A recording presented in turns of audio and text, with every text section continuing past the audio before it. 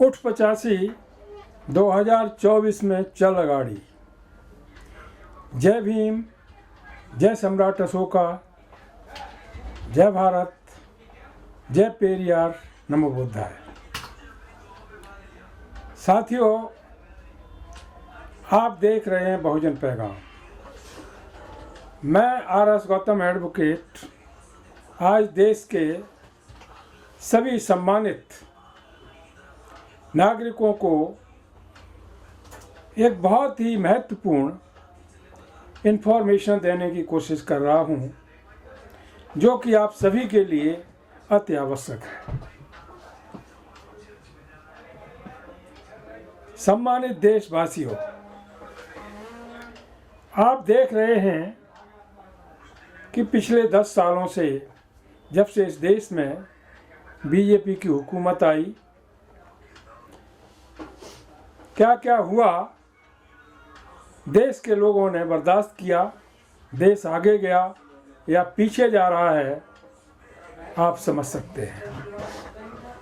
उन बातों पर न जाकर आज जो देश का लोकतंत्र खतरे ही में नहीं है, बल्कि मोदी सरकार ने और मुख्य रूप से मिस्टर मोदी ने देश के लोकतंत्र के डेथ वारंट पर जो सिग्नेचर कर दिए हैं, इससे संविधान आहत हुआ है और देश का लोकतंत्र भी समाप्त हो गया है। वाकया क्या है, भारत का सर्वोच्च न्यायालय भी हैरान है। ऑनरेबल मिस्टर जस्टिस नरीमन, जो कि सर्वोच्च न्यायालय में जज रहे हैं, वो भी आहत हैं। और जो मोदी सरकार ने अभी अभी एक फैसला लिया है, जो कि भारत का लोकतंत्र विश्व में सबसे बड़ा लोकतंत्र माना जाता है, उसको समाप्त कर दिया गया। कुछ लोग जानते हैं, बाकी लोगों को बताने के लिए मैं प्रयास कर रहा हूँ। आप लोगों से निवेदन यही है कि जो अब आगे कहने जा रहा हूँ उसको पूरे देश में घर घर तक पहुँचाने की कोशिश करें, जिससे हमारे देश का हर नागरिक इस काले कानून से अवगत हो सके और लोकतंत्र की रक्षा के लिए आगे आ सके। साथियों, हुआ क्या है, चुनाव आयोग का गठन होता है। चुनाव आयोग चुनने की एक प्रक्रिया है, जिसमें भारत के मुख्य न्यायाधीश एक मेंबर के तौर पर, उसमें 3 मेंबर होते हैं, एक सत्ता पक्ष का, एक चीफ जस्टिस ऑफ इंडिया और एक विपक्ष का लीडर। ये तीनों मिलकर के भारत के चुनाव आयोग और अन्य आयुक्त जो होते हैं उनका चुनाव करते हैं, उनको नॉमिनेट करते हैं। तीनों की सहमति होनी चाहिए। इसमें भारत के वर्तमान सीजेआई साहब माननीय जस्टिस चंद्रचूड़ साहब ने प्रयास किया कि वो रहेंगे। एक विपक्ष का नेता रहेगा, एक सत्ता पक्ष का नेता रहेगा, प्रधानमंत्री हो सकते हैं। लेकिन ये बात मिस्टर मोदी को गवारा नहीं थी। मिस्टर मोदी ने पार्लियामेंट में विपक्ष की गैर मौजूदगी में, यानी विपक्ष को बाहर निकालते हुए एक बिल पास करा लिया, जिस पर कोई चर्चा नहीं हुई। और स्पीकर महोदय ने अपनी योग्यता कहें अयोग्यता कहें का परिचय देते हुए ध्वनिमत से पास कर दिया। क्या बिल था? ये देश के लोकतंत्र का गला घोटने वाला बिल था। भारत के चुनाव आयुक्त का, मुख्य चुनाव आयुक्त का नॉमिनेशन, चुनाव कैसे होगा, उसमें प्रधानमंत्री और एक सत्ता पक्ष का कैबिनेट रैंक का मंत्री होगा। यानी एक प्रधानमंत्री हो गए मोटे शब्दों में, दूसरे मिस्टर अमित शाह हो गए, और तीसरा एक विपक्ष का लीडर होगा। 2 का जो फैसला होगा वही माना जाएगा। तस्वीर साफ हो गई कि जो मिस्टर मोदी और अमित शाह चाहेंगे वही भारत का मुख्य चुनाव आयुक्त होगा और उसके बाद 2 और चुनाव आयुक्तों की नियुक्ति की जाएगी और वो जो निर्णय लेंगे देश में प्रदेश में किस तरह से चुनाव कराया जाए वही मान्य होगा। देश में किसी प्रदेश में ईवीएम से चुनाव कराया जाएगा या बैलेट पेपर से चुनाव कराया जाएगा, ये फैसला लेने का अधिकार इन चुनाव आयुक्तों का होगा जो मिस्टर नरेंद्र मोदी और अमित शाह की मुट्ठी में होंगे।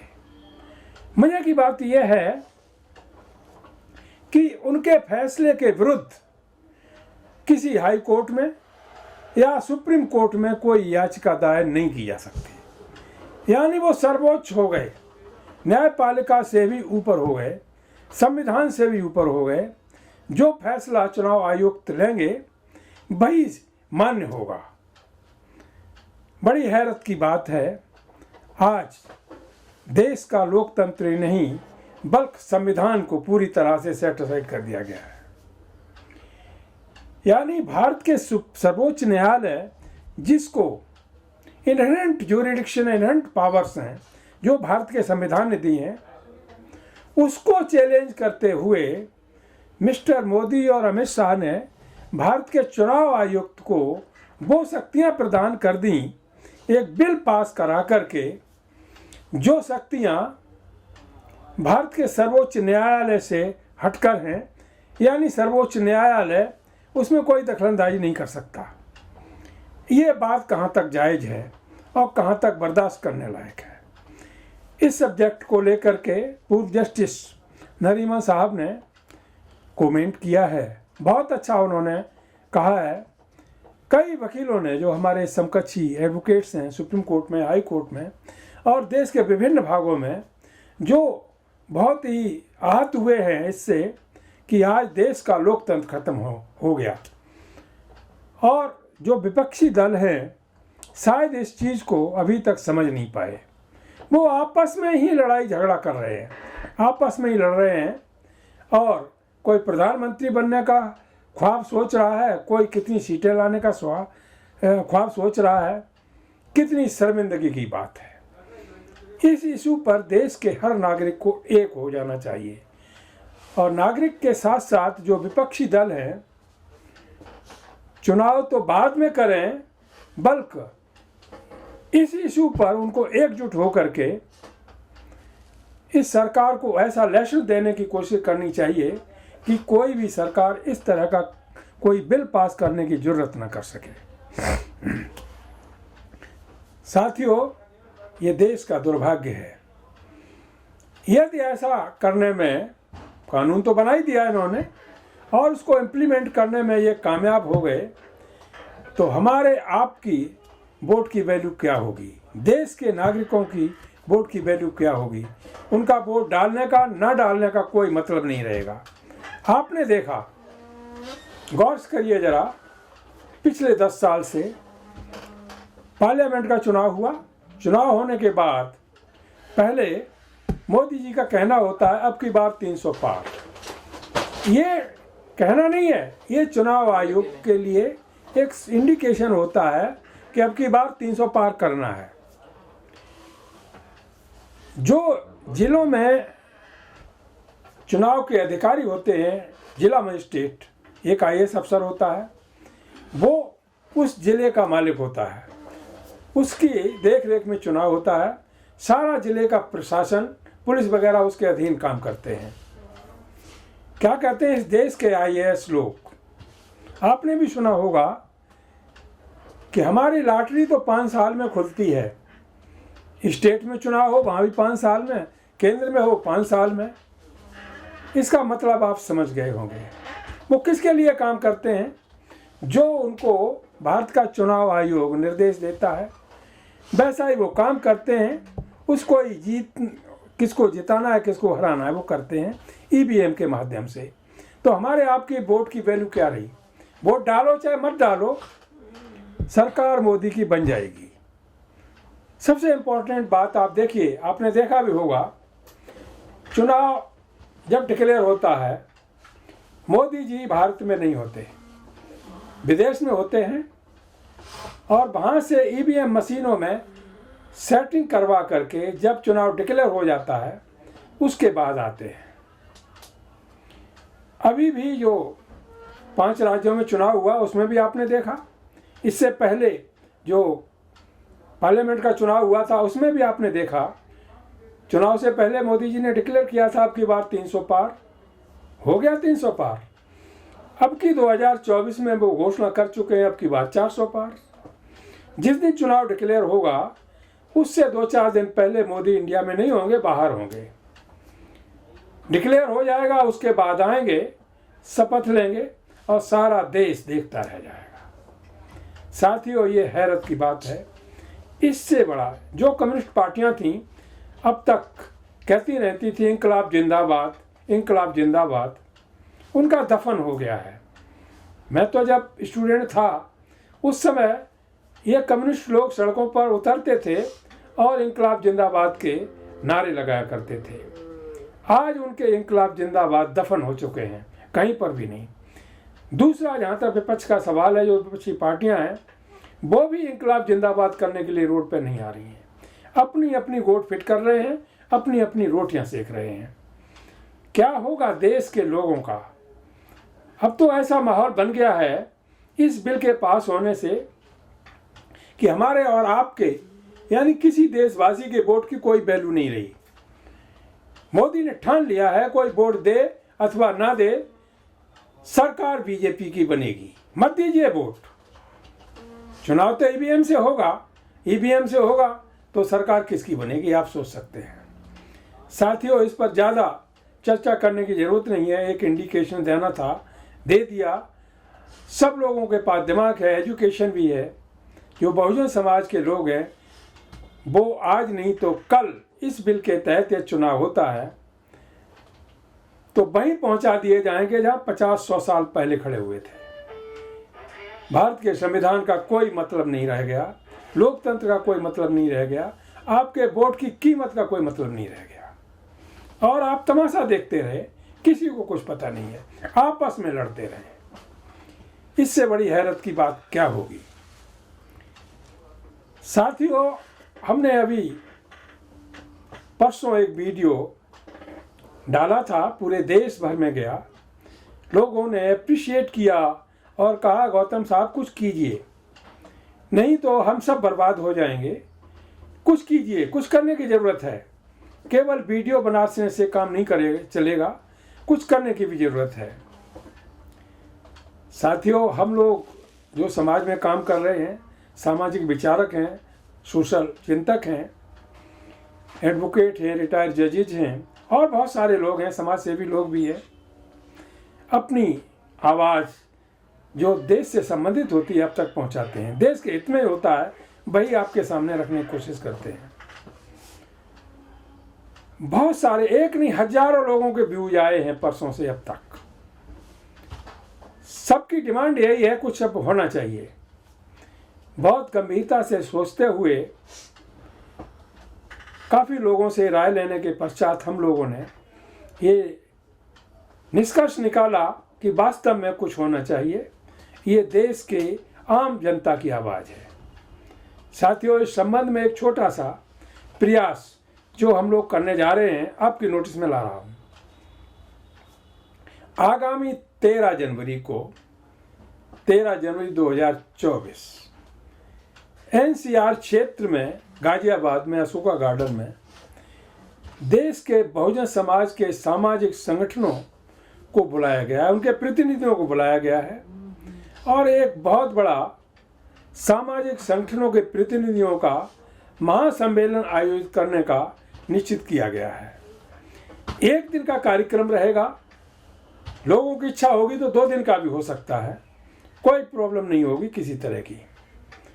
उसमें जो फैसले लिए जाएंगे उस पर जो अब तक देश के विभिन्न भागों से व्यूज आए हैं आपकी नोटिस में लाना चाहता हूं।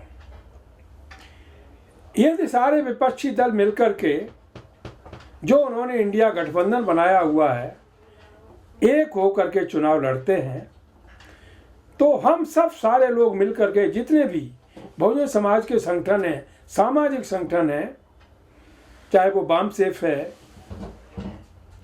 चाहे और कोई संगठन है, ओबीसी के संगठन है, माइनॉरिटी संगठन है, SC/ST के संगठन है, तो वो सारे के सारे मिल करके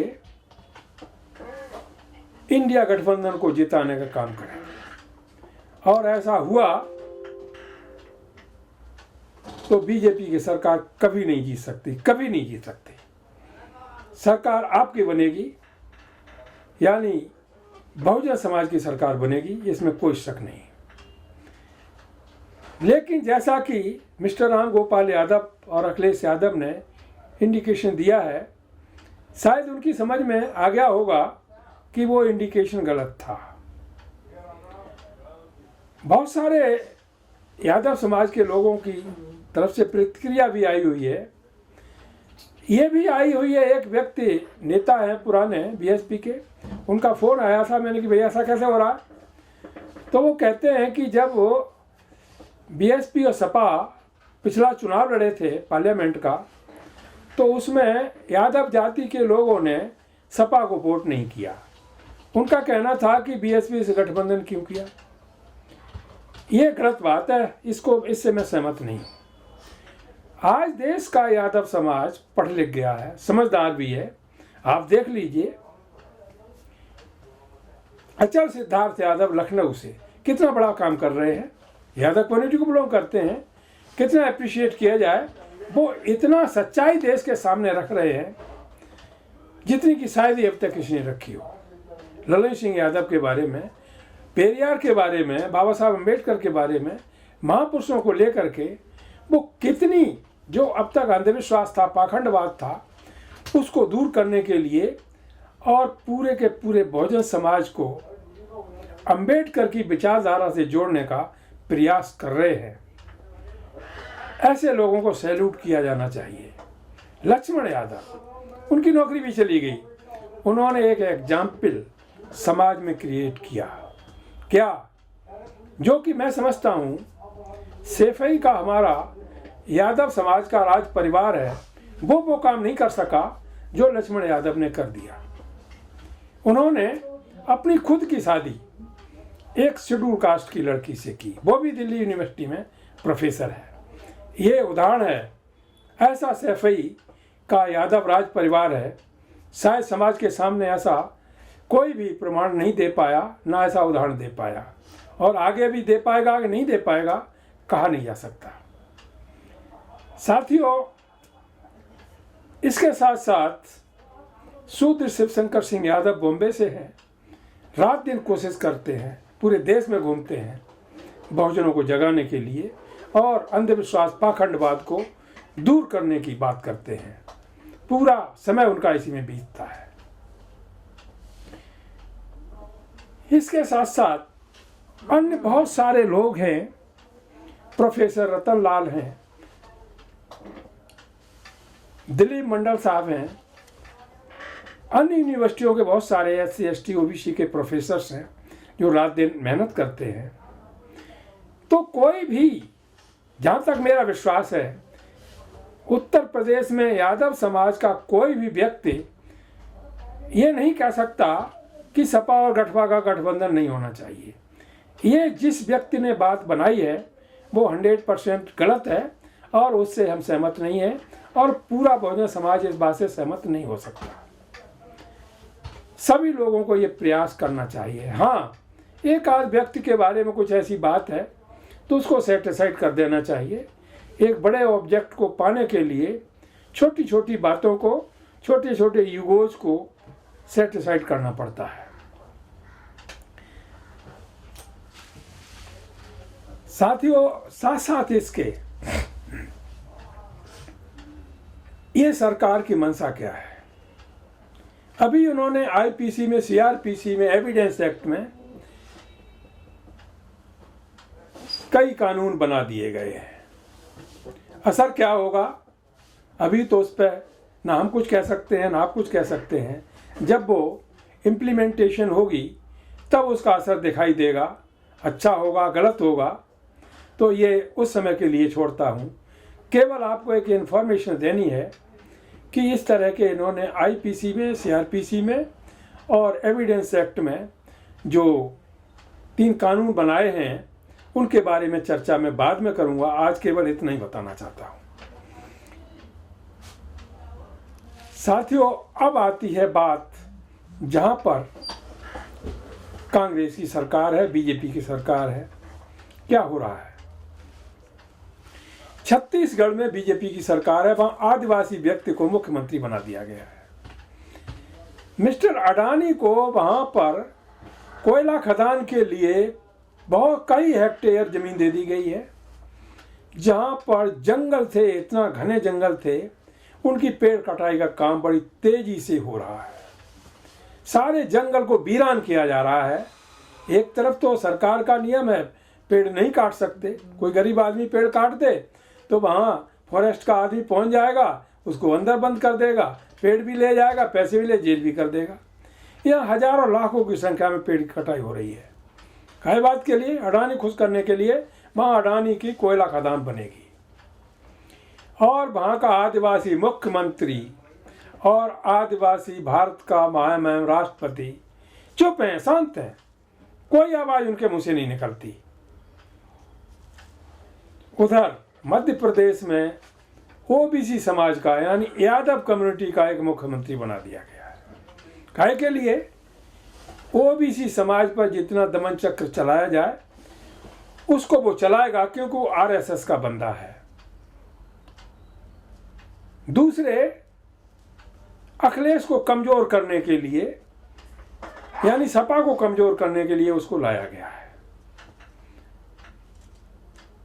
तो अब हम आपको फैसला लेना है कि वो हमारी बिरादरी का आदमी है अथवा आरएसएस का गुलाम आदमी है। हमारी आपकी बिरादरी का हो ही नहीं सकता जो पाखंडवाद को, अंधविश्वास को फैला करके, शिक्षा को खत्म करके हमारे समाज को गुमराह करने की बात करता है। वो हमारा आदमी नहीं हो सकता। इसी तरह से राजस्थान में जो मुख्यमंत्री बनाया गया है वो तो खैर ना हमारा है ना आपका, कोई है ही नहीं। क्या करेगा क्या नहीं करेगा भविष्य बताएगा। इससे पहले छत्तीसगढ़ में कांग्रेस की सरकार थी, भूपेश बघेल ओबीसी के मुख्यमंत्री थे। आदिवासियों के लिए उन्होंने 1% भी 0% भी काम नहीं किया। और वहां पर क्या, एक राम के नाम पर एक परिक्रमा बनाई जिसमें कम से कम 25-30 जगह उन्होंने राम की मूर्तियां लगवाई। एक तरफ उनके पिताजी नंदकिशोर बघेल बुद्धिस्ट बनते हैं, बुद्धिस्ट बनने का डायलॉग करते हैं अथवा वास्तव में है, हम नहीं कह सकते, उनको जेल में भी जाना पड़ा।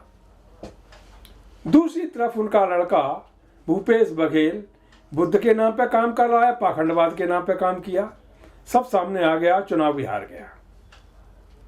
अभी अभी आपने देखा कर्नाटक, जहां कांग्रेस की सरकार है, वहां मुरारजी देसाई के नाम पर मुरारजी आवास स्कूल है।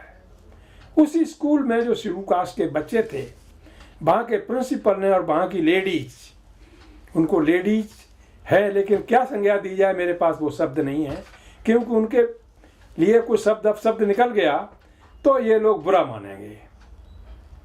वो लेडीज की गणना में, लेडीज की तुलना में उस तरह का आचरण नहीं करती जैसा उन्होंने किया है।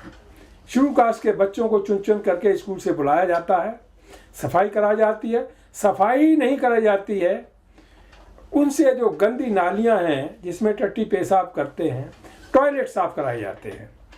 टॉयलेट की बात छोड़ दीजिए, जो वहाँ पर गटर है उसमें बगैर दस्ताने के, बगैर पैरों में मोजे के बच्चों को घुसाया जाता है और उस गटर को जो SC ST के बच्चे हैं उनसे वो गटर साफ कराया जाता है। इतना घिनौना कांड कर्नाटक में हुआ है जहाँ कांग्रेस की सरकार है।